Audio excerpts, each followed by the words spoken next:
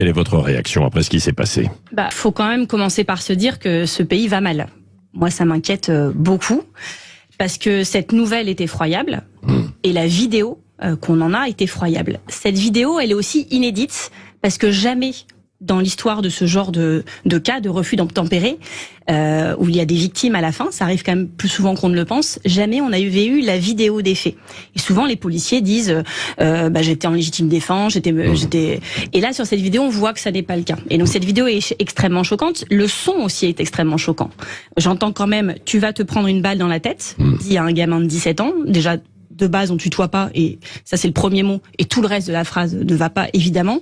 J'entends shootez-le, shoot-le d'un collègue. Shoot-le, vous entendez? Shoot-le. Ouais. C'est pas moi qui l'entends. Oui, non, bien sûr. Et donc on a cette séquence choquante et on a le sentiment qu'on va vers une américanisation en fait de la police et ça on ne laissera pas faire. C'est quoi l'américanisation? C'est que alors qu'on devrait être à l'heure du recueillement. Ouais. On se coltine, excusez-moi du mot, les réactions douteuses de l'extrême droite, qui nous expliquent « Ah bah oui, mais quand même, il a 17 ans, pourquoi il conduisait ?» Donc conduire sans permis, c'est 1 an de prison, 15 000 € d'amende, pas une balle dans la tête.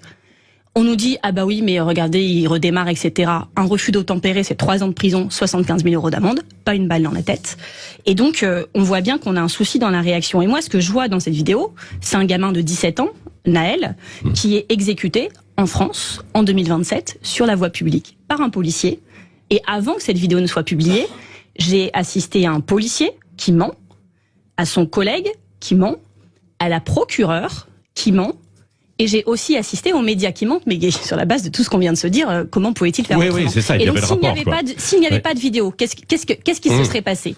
Peut-être comme dans les autres cas, et dans les autres cas, du coup, on ne saura jamais ce qui s'est vraiment passé. Et donc, si vous voulez me poser plein de questions, que je réagisse, je le ferai, mais je voulais commencer par exprimer mes condoléances les plus sincères à ses proches, à ses amis, à sa maman, qui perd son seul enfant, qu'on ne devrait jamais avoir enterré ses enfants dans sa société, et le faire dans ces circonstances, ça rajoute l'injustice à l'effroyable et évidemment que les quartiers s'embrasent. Et donc juste avant de répondre à vos questions, que ça plaise ou non à certains, pour Naël, pour les précédents, malheureusement sûrement pour les suivants, on va pas se taire.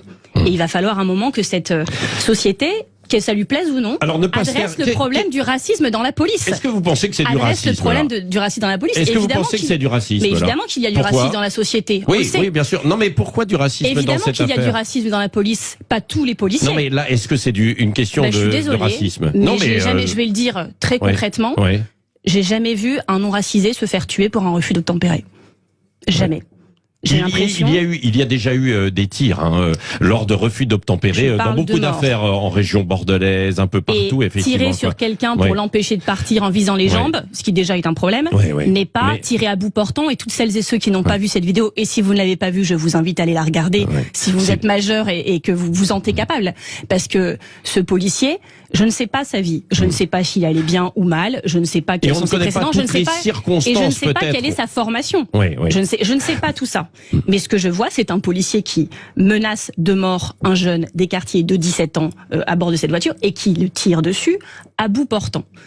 Et regardez les faits, regardez les statistiques, ça n'arrive pas, tout le monde, c'est pas vrai. Tout le monde ne se fait pas tutoyer par la police, tout le monde ne se fait pas contrôler en permanence, et tout le monde ne se fait pas tuer pour un refus d'obtempérer. Et ça, si on refuse d'avoir ce débat dans la société française, alors on a un problème. Non, mais alors Marine Tondelier, donc vous réclamez en fait un débat. Est-ce que vous réclamez aussi qu'on repose la question justement des conditions lors des interpellations et des refus d'obtempérer?